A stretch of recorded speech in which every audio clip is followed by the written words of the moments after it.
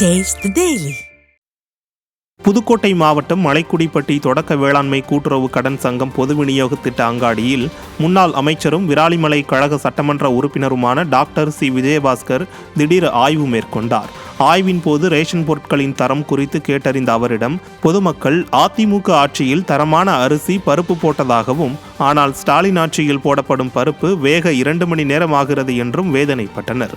அதை கேட்ட முன்னாள் அமைச்சர் விஜயபாஸ்கர் உரிய நடவடிக்கை எடுப்பதாக உறுதியளித்தார்.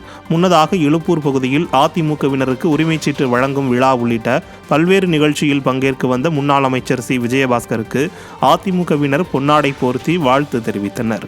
இந்த நிகழ்ச்சிகளின் போது கழக பொறுப்பாளர்கள் பலர் உடன் இருந்தனர்.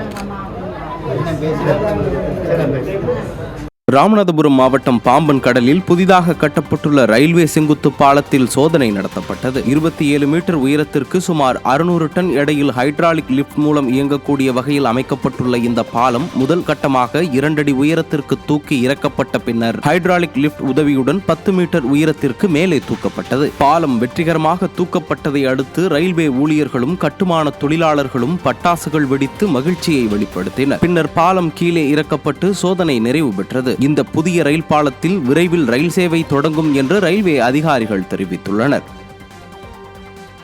கோவை காந்திபுரம் அருகே வாகன சோதனையில் ஈடுபட்ட போலீசாரிடம் குடிபோதையில் திமுக எம்பி கனிமொழி உதவியாளரின் தம்பி என கூறி ஒருவர் அடாவடித்தனம் செய்தது பரபரப்பை ஏற்படுத்தியது. 100 அடி சாலையில் போக்குவரத்து துறை காவல்துறையினர் உயர் ரக கார் ஒன்றை தடுத்து நிறுத்தி சோதனையில் ஈடுபட்ட போது மதுபோதையில் காரில் இருந்து இறங்கிய இளைஞர், நான் யார் தெரியுமா, நீ என்ன பெரிய ஆளா என்று கேள்வி கேட்டு அடாவடித்தனம் செய்ததோடு தான் திமுக எம்பி கனிமொழி உதவியாளரின் சகோதரர் என்றும் மிரட்டல் விடுத்தார். இதனால் நிர்வாகத்தினர் ஸ்டாலின் ஆட்சியில் ஏவல் துறையினர் என்ன செய்வதென்றே தெரியாமல் விழிப்பிதுங்கி நிற்கும் அவல நிலைக்கு தள்ளப்பட்டனர். பொம்மை முதல்வர் ஸ்டாலின் அரசின் அதிகாரத்தை பயன்படுத்தி குடிபோதையில் வாகனத்தை இயக்கியவர் திமிராக பேசியிருப்பது குறித்து ஏவல் துறை துணிவோடு நடவடிக்கை எடுக்குமா என்ற கேள்வி பொதுமக்களிடம் எழுந்துள்ளது.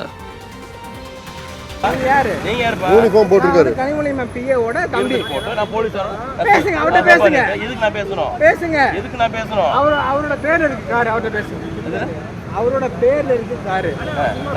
போலீஸ் வர சொல்றேன், அவர் பேசணும். யார வேணாலும் வர சொல்லுங்க. என் போனை என் கையில வரணும்.